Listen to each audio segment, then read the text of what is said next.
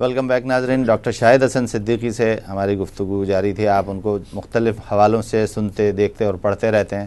وہ بھی یہاں ہمارے اسٹوڈیو میں یہ بتانا جا رہے ہیں پاکستانی قوم کے لیے کہ بہت آسان ہے، بس ایک عزم کرنے کی ضرورت ہے۔ ڈاکٹر صاحب ذرا اس ترتیب سے ہمارے ناظرین کے لیے اور جو بھی لوگ اس پروگرام کو اور اس حوالے سے یہ پیغام پہنچ سکے ان تک۔ مظفر اعجاز صاحب، اب لسٹ آؤٹ کر دیتا ہوں پہلا ایک مقررہ حد، اس سے زیادہ جس کسی کی بھی آمدنی پاکستان میں ہے اس پر ٹیکس نافذ کرنا ہوگا اور وصول کرنا ہوگا، اور یہ ٹیکس مرکز بھی کرے گی اور چاروں صوبائی اسمبلیوں کو بھی کرنا ہے، چونکہ پاکستان میں بہت ساری چیزیں صوبے کے دائرہ اختیار میں آتی ہیں۔ یہ اگر قانون سازی نہیں ہوتی تو پاکستان کے معاشی مسائل حل ہو ہی نہیں سکتے، اور اگر یہ قانون آپ نافذ کر سکتے ہیں تو اس سال جو ٹیکس آپ وصول کریں گے اس سے تقریباً 1900 ارب روپیہ زیادہ ہوگا، تو آپ کا بجٹ خسارہ تقریباً 1200 ارب روپے ہوتا ہے۔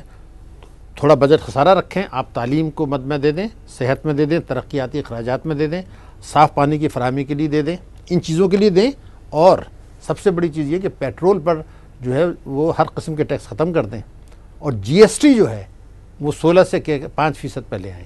تو اس کا نتیجہ یہ ہوگا کہ ملک میں خوشحالی آئے گی، معیشت کوئی 7 سے 8% ترقی کر سکتی ہے، اور غربت میں کمی ہوگی۔ Number 1 formula.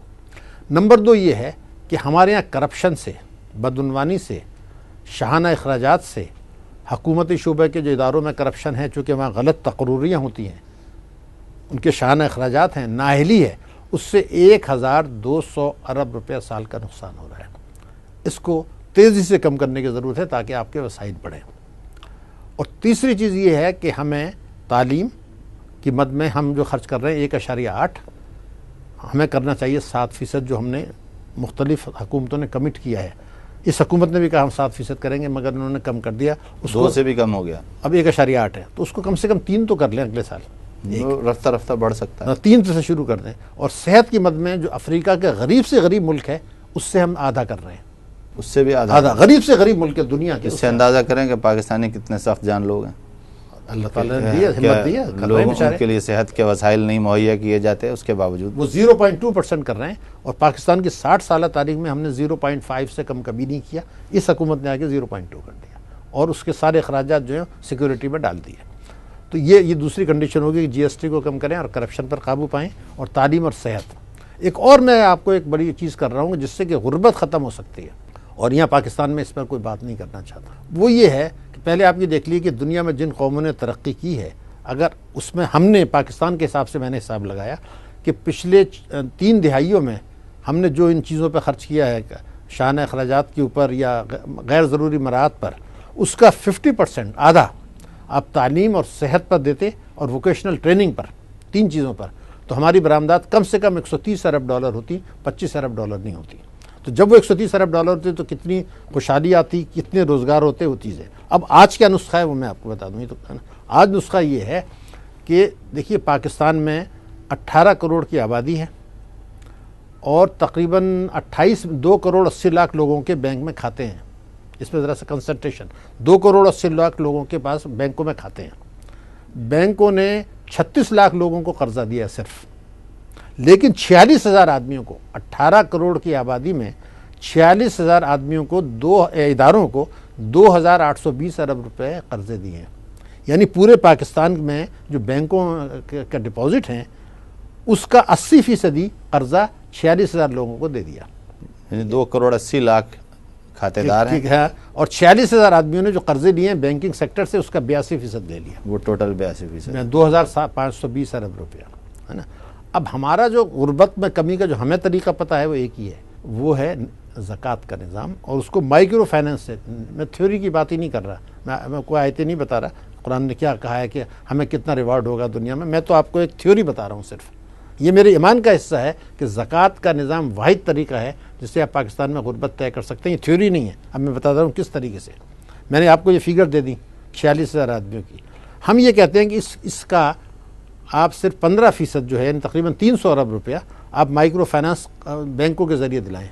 اب مثال یہ ہے کہ ایک رکشہ ایک آدمی کو خریدنا ہے۔ ہمارا جو بدقسمتی ہے کہ 250 ارب روپیہ لوگ سالانہ زکوٰۃ صدقات خیرات دے رہے ہیں، لیکن اس کا بڑا حصہ لوگوں کو بھکاری بنا رہا ہے کہ کھانا کھلا دیا کھلاتے چلے جا رہے ہیں. ایک بیوہ عورت ہے, صحت مند ہے, اب بیوہ ہو گئی ٹھیک ہے, لیکن صحت مند ہے, وہ کما سکتی ہے اگر چاہے, اس کو آپ نے 3,000 روپے مہینہ مقرر کر دیا. وہ اس کو کچھ مطلب یہ کہ روزگار اور اس کے حوالے سے زکوٰۃ کا آپ اگر اسپرٹ پڑھیں, اللہ تعالیٰ نے جو ہمیں رسول صلی اللہ علیہ وسلم نے بتایا, زکوٰۃ کو بنیادی طور پر ان لوگوں کے لیے جو کہ بہت ہی بیمار ہیں, یا کسی کا قرضہ ادا کرنا ہے, یا یہ کہ بہت ضعیف ہے جو کام نہیں کر سکتا, اس کے علاوہ زکوٰۃ کو رزق فراہم کرنے کا ذریعہ. تو میں یہ کہتا ہوں کہ پہلے سال میں آپ 250 ارب میں سے 75 ارب روپیہ ڈاؤن پیمنٹ کریں قرضوں کے لیے. مثلا ایک آدمی یہ کہتا ہے جو زکوٰۃ کا مستحق ہے, بے روزگار ہے, جو زکوٰۃ لے رہا ہے, کہ آپ 1,80,000 کا اس کو رکشہ خرید کے دے دیں. اس میں سے 30,000 روپے آپ زکوٰۃ سے دیں گے, 30,000 روپیہ, اور 1.5 لاکھ روپے بینک سے اس کو دلا دیں.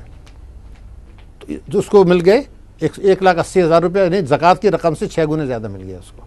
اب اگلے سال سے وہ زکوٰۃ نہیں لے گا, وہ اپنی قسطیں ادا کرے گا, اور جب وہ قسط ادا ہو جائے گا بھی چلائے گا تو وہ پھر شاید رزق کمائے گا. تو یہ آپ جب میں کر لیں اس طریقے سے زکوٰۃ کے نظام کو 250 ارب میں سے 75 ارب روپے رزق فراہم کرنے کے لیے بینکوں کے ساتھ ڈاؤن پیمنٹ دلا دیں, تو میں نے جو ریسرچ ہے اس کے مطابق 70 لاکھ خاندان روزگار 4 برسوں میں اپنا رزق کما رہے ہوں گے, اور 4 آدمی فی فرد رکھے تو 2,80,00,000. 70 لاکھ افراد, یعنی سالانہ سمجھیں کہ تقریباً 4 سے 5% جو ہے غربت کی سطح سے باہر آنا نہیں, یہ تو خاندان میں نے بتایا نا, خاندان کا تو مطلب افراد اس کو 4 سے ارب ضرب دیں, 70 لاکھ کو 2,80,00,000, یہ آپ کے نکل آئیں گے زکوٰۃ کی, غربت کی. تو یہ سالانہ یہ غربت کی لکیر سے اسلام نے ایک ایسا عظیم الشان دیا ہے. میں اس بات کو کہہ رہا ہوں جو آپ نے شروع میں وسائل کی بات کی تھی, میں آپ کو وسائل بتا رہا ہوں کہ ٹیکسوں کے وسائل اتنے ہیں, زکوٰۃ کا 250 ارب. اچھا, یہ جو 250 ارب روپے سال ہے, پاکستان آمدنی کے لحاظ سے دنیا کے ان ملکوں میں ہے جو زیادہ زکوٰۃ دیتے ہیں. یعنی امریکہ کے حساب سے آپ دیکھیں پر کیپٹا انکم کے حساب سے ہم زیادہ صدقات خیرات دے رہے ہیں. کیونکہ ہمارے بامبے میں آپ چلے جائیں تو بڑی تشویش بھی ظاہر کی گئی ہے. تشویش تو اس لیے ظاہر کریں گے کہ وہ نہیں, دیکھیے آپ خطبہ پڑھیے, آخری خطبہ, ابھی جو خطبے پچھلے 2000 سالوں میں دیے گئے ہیں امام صاحب نے, انہوں نے یہ کہا کہ یہ امت مسلمہ کے وسائل پر قبضہ کر کے ان کو اپنا دست نگر بنانا چاہتے ہیں. تو ہر وہ چیز جس میں مسلمان اپنے خود انحصاری کی طرف جائیں, یا امت کو یہ بتایا جائے کہ جو وسائل ہیں میرے پاس, آپ کے پاس, اسلامی دنیا کے پاس, وہ امت مسلمہ کی مشترکہ بھلائی کے لیے استعمال کرنا ہے, چونکہ مالک اللہ تعالیٰ ہے.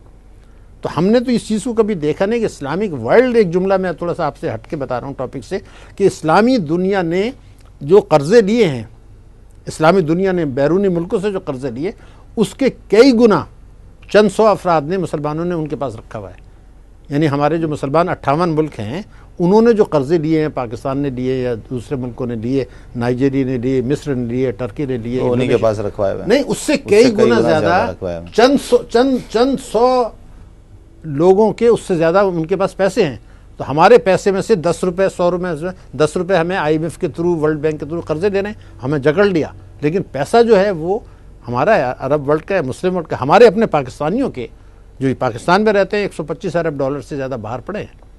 اچھا, یہ ابھی ایکسپورٹ کی بھی بات ہوئی, پاکستان کیا ایکسپورٹ کرے اور کس طرح کرے کہ تیزی کے ساتھ پاکستان کو وسائل بھی مہیا ہوں اور زر مبادلہ بھی ملے؟ مظفر اعجاز صاحب, ایک لفظ ہوتا ہے ویلیو ایڈیشن. ایک قمیض آپ خریدتے ہیں, ڈریس خریدتے ہیں 200 روپے کا, مگر دلہن کا جو کپڑا ہوتا ہے, ڈریس ہوتا ہے, وہ 3 لاکھ روپے کا ہوتا ہے. Value addition.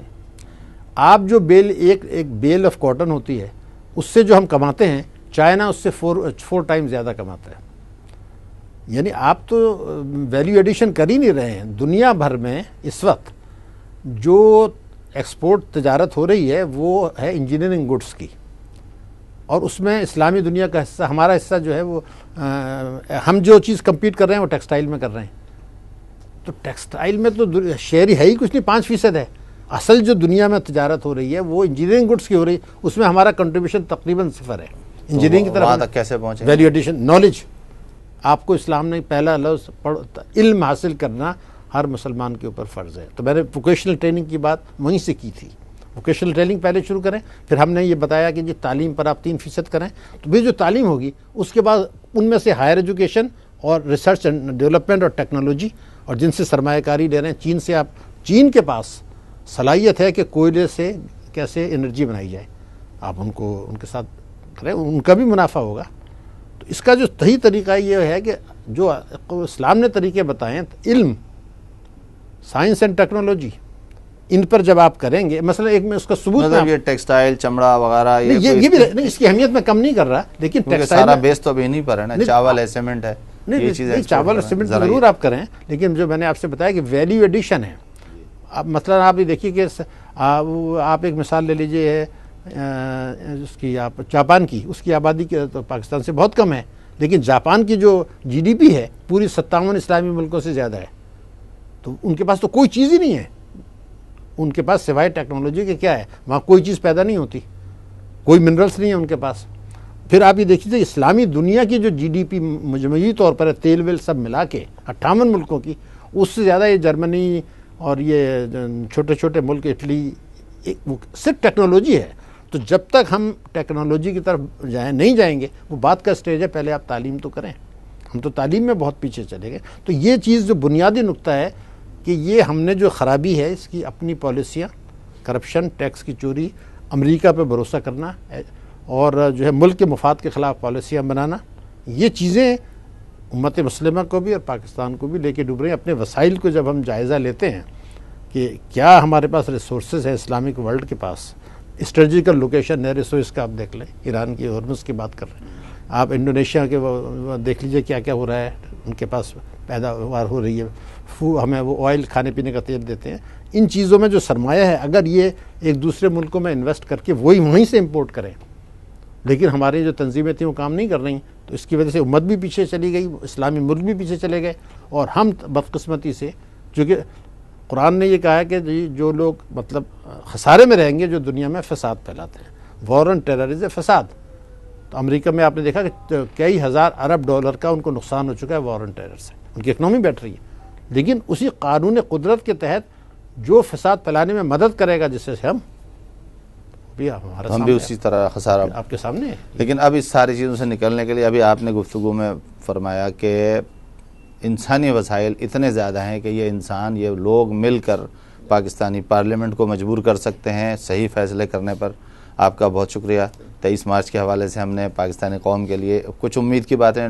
ناظرین، ڈاکٹر شاہد حسن صدیقی سے ہماری گفتگو، انہوں نے کہا کہ پاکستان کے پاس بے تحاشا وسائل ہیں اور ان وسائل کو صحیح رخ پر ڈالنے والے وسائل بھی موجود ہیں، یعنی انسانی وسائل، کہ اگر یہ سب مل کر اپنے حکمرانوں کو مجبور کریں تو وہ اسی ملک کو بہت تیزی کے ساتھ دوبارہ ترقی کی راہ پر ڈال سکتے ہیں.